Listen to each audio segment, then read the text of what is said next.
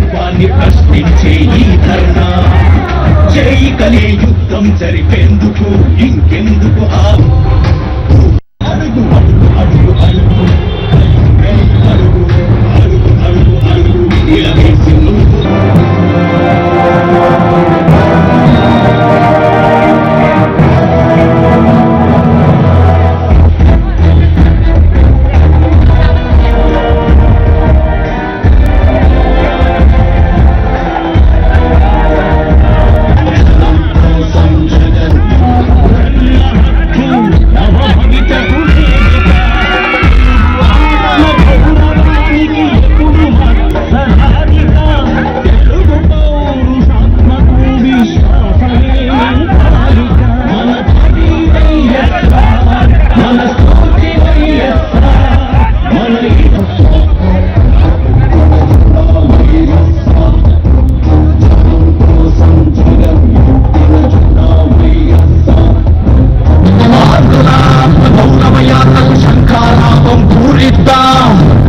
ఆత్మగౌరవ యాత్రని గత 5 రోజులుగా అనకాపల్లి నుంచి ప్రారంభం కోసం విశాఖపట్నాన్ని రైల్వే జోన్ చేస్తామని చెప్పి మరి ఆ రోజు కళ్ళబొల్లు మాటలు చెప్పి మనందరితో ఓట్లు వేయించుకొని అధికారంలోకి వచ్చిన తర్వాత కేంద్ర రాష్ట్ర ప్రభుత్వాలు ప్రజల్ని మోసం చేస్తూ 6 నెలల్లో ఇవ్వాల్సినటువంటి రైల్వే ఇచ్చాం కదా అని చెప్పి ఇష్టానుసారంగా అధికారాన్ని దుర్వినియోగపరుస్తూ ప్రజల్ని మోసం చేస్తూ నాయకత్వం మీద నమ్మకం లేకుండా పోయినటువంటి పరిస్థితుల్లో ఈ రోజు రాష్ట్ర ప్రభుత్వం వ్యవహరిస్తున్నటువంటి తీరు ప్రజలు వ్యతిరేకిస్తున్నారు, ప్రజలు గమనిస్తూ ఉన్నారు. మరి ఈ సందర్భంలో మరి ఈ ఆత్మగౌరవ యాత్ర భీమిలి వరకు కొనసాగుతుంది. ప్రజల భారీ సంఖ్యన కష్టపడి ఆర్ఓబి 70 కోట్లు పెట్టి శాంక్షన్ చేపిస్తే 3 సంవత్సరాలైనా కానీ ఆర్ఓబి గురించి పట్టించుకునే దాఖలాలు లేవు. దాన్ని అటకెక్కించారు. ఎంతో మంది ఈ రోజు ఈ ప్రాంతంలో ఉన్నారు.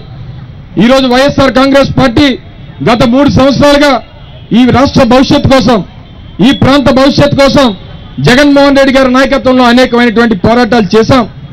ఈ రోజు మనం చేపడుతున్నటువంటి పోరాటం మనకి రాజ్యాంగబద్ధంగా వచ్చినటువంటి హక్కు కోసం జరుగుతున్నటువంటి పోరాటం.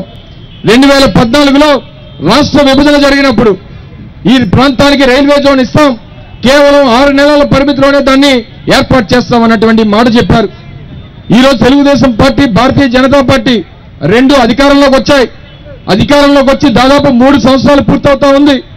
నేటికి ఆ ప్రకటన మీద ఎక్కడా మాట్లాడేటువంటి పరిస్థితులు లేవు. ఈ ప్రాంత అభివృద్ధి అవసరం లేదు. మరి ముఖ్యంగా ఉత్తరాంధ్ర ఏ రకంగా నష్టపోయినా ఈ పాలకులకి ఎక్కడా కూడా చీమ కుట్టినట్లు లేదు. మరి ముఖ్యంగా ఈ రాష్ట్రంలో అతి ముఖ్యమైనటువంటి జిల్లా విశాఖపట్నం జిల్లా. అటు బ్రహ్మాండమైనటువంటి సాగర తీరం ఉంది, బ్రహ్మాండమైనటువంటి నేషనల్ హైవేలు ఉన్నాయి, 2 పెద్ద పెద్ద పోర్టులు ఉన్నాయి, ఇంటర్నేషనల్ ఎయిర్పోర్ట్ కనెక్టివిటీ ఉంది. అన్ని రకాల సదుపాయాలు ఉన్నటువంటి విశాఖపట్నానికి ఈరోజు అన్యాయం జరుగుతూ ఉంది.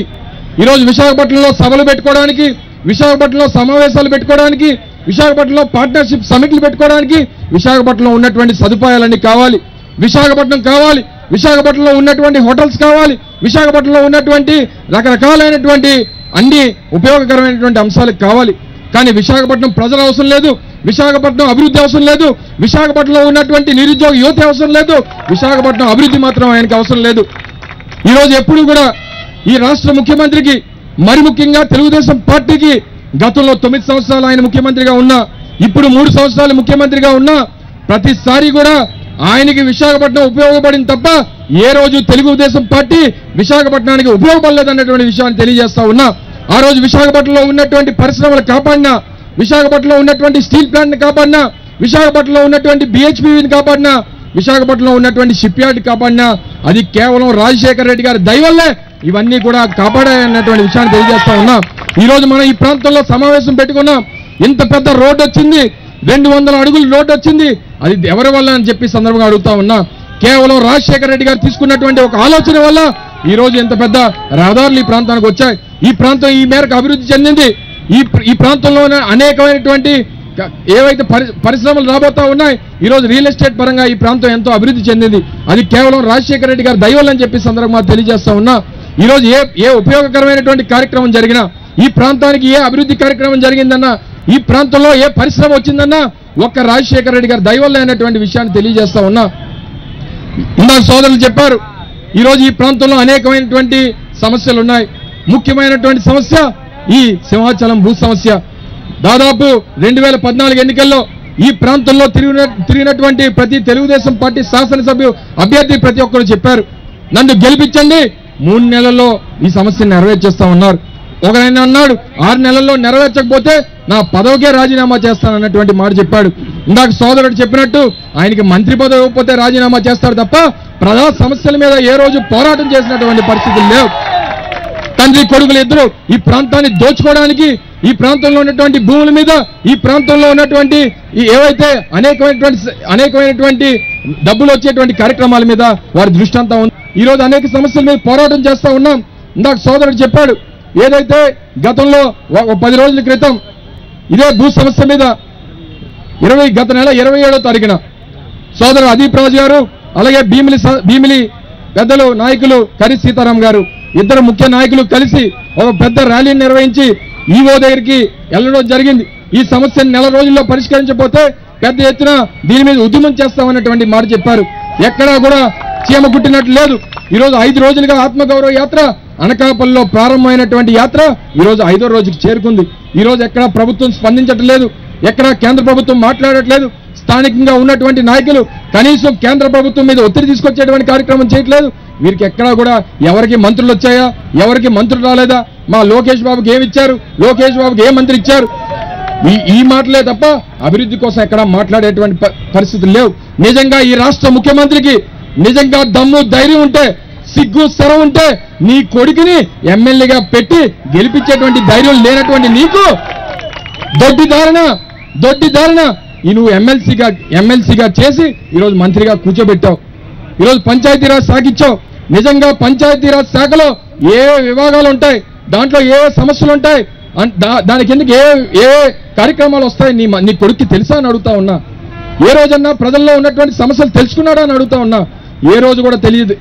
ఆ పక్క రాష్ట్రంలో ఉన్నటువంటి కేటీఆర్ ఐటీ శాఖ మంత్రిగా ఉన్నాడు కాబట్టి నాన్న నాకు ఐటీ శాఖ ఇవ్వండి అంటే ఈరోజు నీ నాన్న తీసుకున్న ఐటీ శాఖ ఇచ్చాడు. నీ తండ్రికి కొడుకుని పెట్టి గెలిపించేటువంటి ధైర్యం లేదు. అసెంబ్లీలో నువ్వేమొచ్చి మా నాయకుడి గురించి మాట్లాడతావు, మా నాయకుడు దమ్ము ధైర్యం గురించి మాట్లాడతావు, మా నాయకుడు స్థాయి గురించి మాట్లాడతావు. నీ 104 మంది 2014లో గెలిచినటువంటి ఎంతమంది అయితే 104 మంది ఎమ్మెల్యేలు గెలిచారో అందరిది కలిపినటువంటి మెజారిటీ మా ఒక్క నాయకుడి కడపలో వచ్చిందన్నటువంటి విషయాన్ని మర్చిపోవద్దని చెప్పి సందర్భంగా కోరుతా ఉన్నా. తప్పకుండా జగన్మోహన్ రెడ్డి గారు రేపు ఈ పాదయాత్ర ముగింపు సభకు 9వ తారీఖున భీముల్లో జరుగుతున్నటువంటి ఈ ముగింపు సభకు వైఎస్ఆర్ కాంగ్రెస్ పార్టీ రాష్ట్ర అధ్యక్షులు జగన్మోహన్ రెడ్డి గారు విచ్చేస్తా ఉన్నారు. తప్పకుండా ఆయన రాకతో కేంద్ర రాష్ట్ర ప్రభుత్వాలు పీఠాలు కదలబోతా ఉన్నాయి. తప్పకుండా మన ప్రాంతానికి రైల్వే జోన్ సాధించుకుంటాం అన్నటువంటి విషయాన్ని సందర్భంగా తెలియజేస్తా ఉన్నా. అందుకే మొన్న కూడా అనకాపల్లిలో చెప్పాను, మళ్ళీ ఈరోజు చెప్తా ఉన్నా. ఈ ప్రాంతంలో గతంలో నా తండ్రి స్వర్గీయ గుడివాడ గురునాథరావు గారు ఈ ప్రాంతంలో శాసనసభ్యుడిగా పనిచేశాడు. మాకు ఏదున్నా ఈ ప్రాంతంలో ఏ ఒక్క నాయకుడికి ఏ కష్టం వచ్చినా, ఏ ఇబ్బంది వచ్చినా ఆ సింహాద్రప్పన సాక్షిగా, ఆ సింహాద్రప్పన ఆశీస్సులు తీసుకుంటాం. అందుకే మరొకసారి చెప్తా ఉన్నా, మళ్ళీ ఆ సింహాద్రప్పన సాక్షిగా ఆయన మీద ప్రమాణం చేసి చెప్తా ఉన్నా, తప్పకుండా రైల్వే జోన్ సాధించుకునేంత వరకు అవసరమైతే ప్రాణాలు అర్పించైనా విశాఖపట్నం భవిష్యత్తు కోసం, విశాఖపట్నం అభివృద్ధి కోసం, విశాఖపట్నంలో ఉన్నటువంటి నిరుద్యోగ యువత కోసం ఈ పోరాటాన్ని ఎంతవరకైనా తీసుకెళ్తానన్నటువంటి విషయాన్ని ఈ సందర్భంగా తెలియజేసుకుంటూ, తప్పకుండా ఏదైతే సోదరుడు గత 3 రోజులుగా సోదరుడు అదీప్ రాజ్ మొన్న సభవరంలో కానీ, ఈరోజు నరవ ప్రాంతంలో కానీ, ఈరోజు వేపగుంటలో కానీ పెద్ద ఎత్తున ఈరోజు కార్యక్రమాలు చేశారు. ఈరోజు పెద్ద ఎత్తున స్పందన వస్తూ ఉంది. పెద్ద ఎత్తున కార్యకర్తలు కానీ, సామాన్యమైనటువంటి ప్రజలు కానీ పార్టీలకు అతీతంగా ఈరోజు సంఘీభావం తెలియజేస్తూ ఉన్నారు. తప్పకుండా ఈ ఆత్మగౌరవ యాత్ర ద్వారా కేంద్ర రాష్ట్ర ప్రభుత్వాలు వాళ్ళు దిగి వచ్చేటువంటి కార్యక్రమం చేస్తాం జగన్మోహన్ రెడ్డి గారి నాయకత్వంలో అని చెప్పి తెలియజేసుకుంటూ, మరి ఈ కార్యక్రమానికి కృష్ణదాస్ అన్నకి మరొకసారి హృదయపూర్వకమైనటువంటి ధన్యవాదాలు తెలుపుకుంటూ సెలవు తీసుకుంటా ఉన్నా. ఈనాడు ఒక విశాల ప్రయోజనం కోసం, ఉత్తరాంధ్ర జిల్లాల అభివృద్ధి కోసం, ప్రజల కోసం రైల్వే జోన్ సాధించే వరకు గతంలోనే ఒక దీక్ష చేసి, ఈరోజు అవసరమైతే ప్రాణత్యాగమైనా చేసి రైల్వే జోన్ సాధించి యావత్ జిల్లా 3 జిల్లాల ప్రజలకే కాకుండా విశాఖ అభివృద్ధి కోసం, ఈ రాష్ట్ర అభివృద్ధి కోసం ఒక దృఢమైనటువంటి సంకల్పంతో తీసుకున్నటువంటి నిర్ణయం చాలా ఉదాత్తమైనటువంటి నిర్ణయం అని చెప్తూ అటువంటి నిర్ణయం తీసుకున్నటువంటి అమర్నాథ్కి హృదయపూర్వకంగా అభినందిస్తున్నాం. తండ్రికి మరింత వెన్ను తెచ్చే విధంగా, పేరు ప్రతిష్టలు తెచ్చే విధంగా మరి జగనన్నకు అండగా ఉంటూ పార్టీని అత్యంత సమర్థవంతంగా ముందుకు నడిపిస్తున్నటువంటి తీరు యావత్ రాష్ట్ర వైఎస్ఆర్ పార్టీ శ్రేణులను కూడా మరి అబ్బురపరుస్తోంది. చిన్న వయసులోనే మరి జగన్ గారు ఈ రాష్ట్రానికి ముఖ్యమంత్రిగా భవిష్యత్తులో రాబోతున్నారు. రాజశేఖర రెడ్డి గారి తనయుడు మరి ఈ రాష్ట్ర ప్రతిపక్ష నేతగా పార్టీ పెట్టిన 4 సంవత్సరాల్లోనే 67 మంది శాసనసభ్యుల్ని గెలిపించుకొని ఒక సమర్థవంతమైన ప్రతిపక్ష నాయకుడిగా ఈవేళ రాష్ట్రంలో అందరూ మన్నన పొందిన మహానాయకుడు జగన్మోహన్ రెడ్డి. ఇప్పుడే అమర్నాథ్ గారు చెప్పారు, మా పెద్దలు మా సహచరులందరూ చెప్పారు, జగన్మోహన్ రెడ్డి గారు ఎందుకు పార్టీ పెట్టారో ఒకసారి ఆలోచన చేయండి.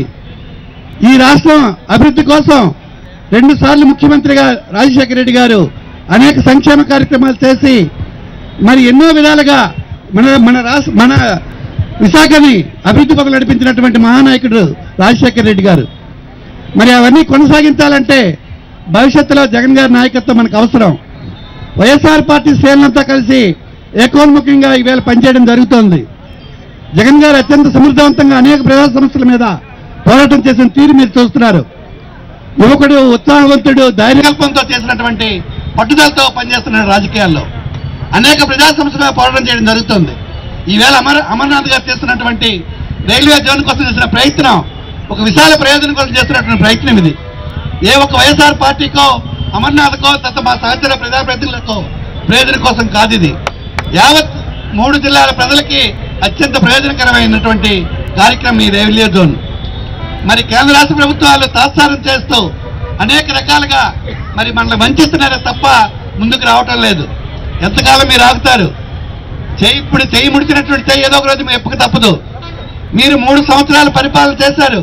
మరి కేంద్ర రాష్ట్ర ప్రభుత్వాలు కలిసే ఉన్నాయి. మరి ఇది పెద్ద కష్టమని చెప్పండి. మనం ఆనాడు విశాఖ స్టీల్ ప్లాంట్ మనం సాధించుకున్నాం. అలాగే ఈ రాష్ట్ర అవతరణ పొట్టి శ్రీరామరావు త్యాగంతో అవతరణ సాధించాం. మరి ఆంధ్రప్రదేశ్ అభివృద్ధి పథకం నడాలంటే మనకి రాష్ట్ర విధానంతరం పెద్ద ఎత్తున మనం నష్టపోయాం. అనేక రకాల ప్రయోజనాలు మరి పొందవలసిన మనం రాష్ట్ర విధానంతరం నష్టపోయినటువంటి నష్టానికి కనీసమైనటువంటి మరి ఆ గతంలో ఒప్పుకున్నటువంటి రైల్వే జోన్ కూడా ఎందుకు ఇంత తాత్సారం చేస్తారో అర్థం కావట్లేదు. ఒక మంచి ప్రయోజనం కోసం నిస్వార్థంగా ప్రాణాలకు సైతం తెగించి అమర్నాథ్ గారు చేస్తున్నటువంటి ప్రయత్నానికి హృదయపూర్వకంగా యావత్ ప్రజలందరూ కూడా సంఘీభావం తెలపాలని కోరుకుంటూ